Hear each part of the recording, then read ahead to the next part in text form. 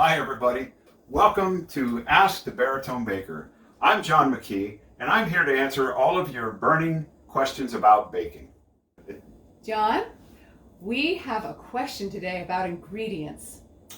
What ingredients do I need to have on hand for baking? Well, some basic ingredients to have on hand around the house for baking would be start with number one would be flour, some kind of basic all-purpose flour. You can make a lot of different things with that, cookies, rolls, muffins, that kind of thing.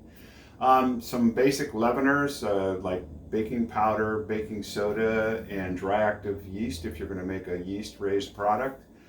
Sugars, there's granulated, there's confectioner sugar, which is powdered sugar, brown sugar, light or dark, raw, and then you get into the liquid sugars like honey, molasses, agave, maple syrup, and you can make some interesting substitutions with those if you choose to. Another ingredient you need is salt, whether it's sea salt, granulated, or kosher. Dairy, you need butter or milk, and whole milk probably gives it a better flavor, but you can oftentimes use a low-fat milk. And then you need fats, whether it's shortening, vegetable oil. I prefer canola oil when baking because it doesn't give off a lot of extra flavor.